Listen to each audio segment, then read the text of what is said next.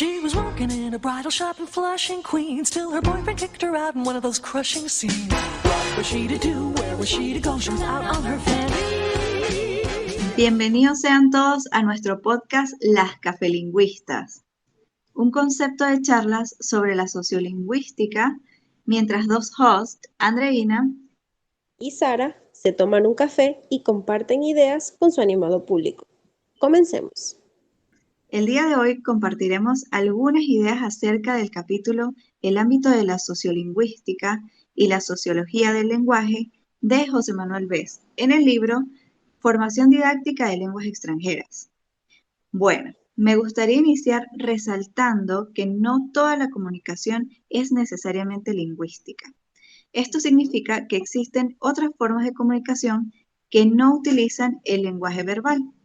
El lenguaje es el medio de comunicación más poderoso y versátil del que disponemos.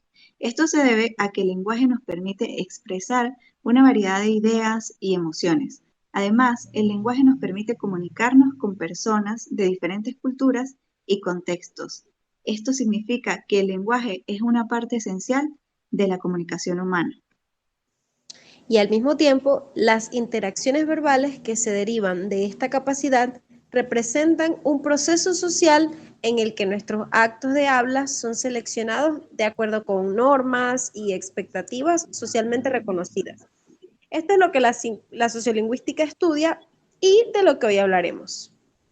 Exactamente, Sara, y el público presente. La sociolingüística es el estudio de la distribución y el uso del lenguaje en relación con los factores sociales de una comunidad. Esto según la definición de Pride. Además, existen tres direcciones que caracterizan el desarrollo actual de la sociolingüística. En primer lugar, una reconducción de la lingüística general hacia el estudio del lenguaje en la sociedad. En esto se acepta que el habla varía en función de las diferentes circunstancias sociales y en el seno de una comunidad lingüística. Además, se establece que es competencia de los lingüistas ocuparse de este contexto y estudiar las reglas de estas variaciones como fenómenos normales de los usos lingüísticos. En segundo lugar, tenemos la extensión del concepto de competencia lingüística al de competencia comunicativa.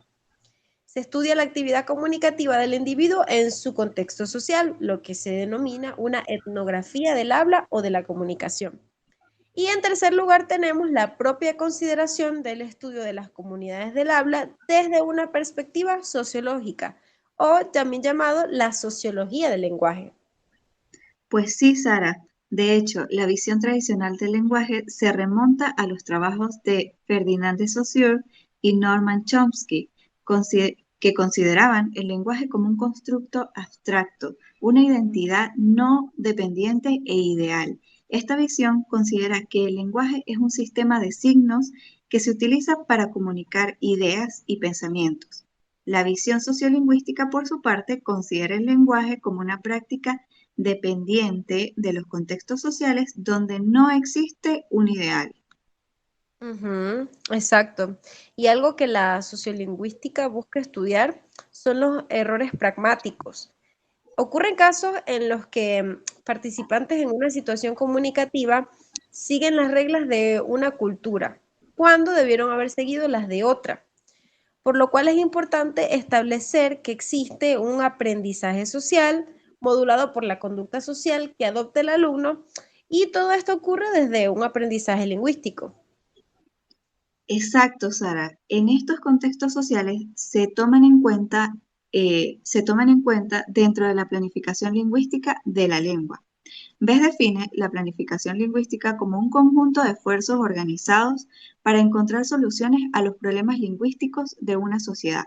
Estos problemas pueden ser problemas de selección y determinación de una lengua para determinados usos, como la educación, la comunicación pública o el gobierno. Y también problemas de desarrollo y atención a ciertos aspectos de la lengua, como la estandarización de la ortografía o la promoción de la literatura.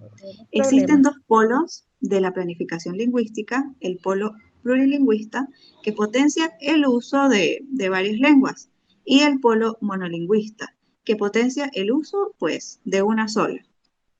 Ujú, correcto, Andreina.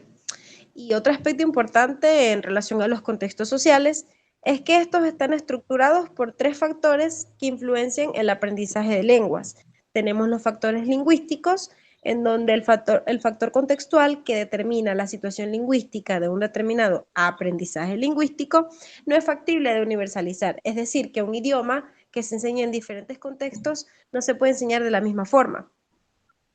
Tenemos los factores socioculturales, donde las creencias, las motivaciones, las actitudes y la tradición de una comunidad social en su conjunto condicionan las propias creencias, actitudes y la eficacia lingüística de aquellos individuos que aprenden una nueva lengua. Y tenemos los factores sociopolíticos, donde el contexto de opcionalidad u obligatoriedad que una determinada lengua posee en un currículum, el propio grado de opción y prestigio, etcétera, vienen a veces determinados por factores de carácter social, históricos y políticos. Claro, Sara, y partiendo de eso podemos hablar de la planificación de la enseñanza de lenguas extranjeras. Esta garantiza que la enseñanza de lenguas extranjeras sea eficaz y eficiente. La planificación de la enseñanza de lenguas extranjeras es similar a la planificación lingüística en general. Sin embargo, hay algunos detalles específicos que se deben tener en cuenta.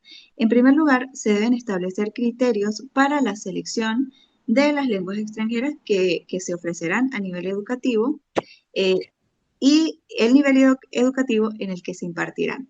En segundo lugar, se debe preparar guías pedagógicas y etnográficas para cada lengua extranjera. En tercer lugar, se debe desarrollar el currículo de la lengua extranjera. Esto incluye la preparación de materiales curriculares, la programación de unidades didácticas, la formación específica del profesorado, el intercambio de experiencias y la innovación educativa. Entonces, la enseñanza de las lenguas extranjeras no solo debe centrarse en una visión práctica y utilitarista del lenguaje. La enseñanza de lenguas extranjeras también debe tener como objetivo que los alumnos se involucren en la construcción del mundo que les rodea. Ujú, exacto. Y esto implica considerar la variabilidad en el aprendizaje de lenguas. Esto consiste en que una regla que parece haber sido dominada en una determinada situación puede incumplirse en otra situación de uso diferente.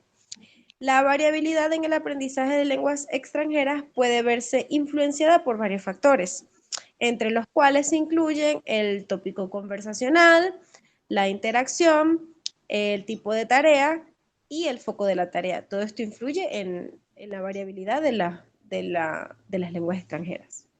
Claro, y bueno, podemos decir que un ejemplo de variabilidad es enseñar la habilidad de negociar a los estudiantes. Esto quiere decir ser intencionales en emplear estrategias que promuevan el desarrollo de procesos mentales complejos en la lengua meta, de tipo actitudinal, cognitivo, intelectual, pragmático, intercultural y lingüístico.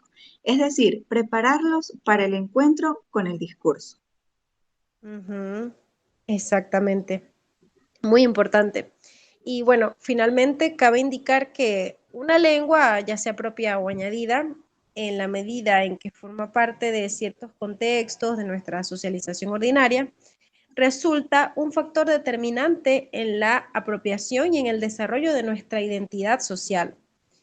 Y en consecuencia, el aprendizaje y dominio comunicativo de una o varias lenguas extranjeras influye muy poderosamente en las variables internas y externas de esta identidad.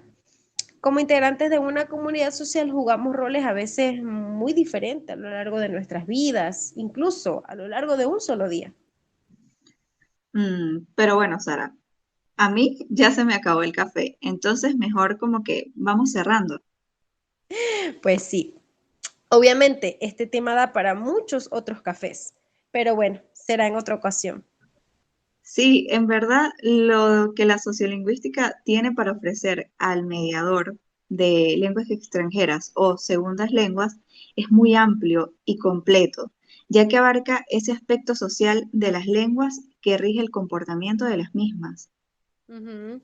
Entonces, como docentes, debemos estar más abiertos a reestructurar el enfoque de enseñanza que tenemos para preparar a nuestros estudiantes de manera integral en su lengua meta.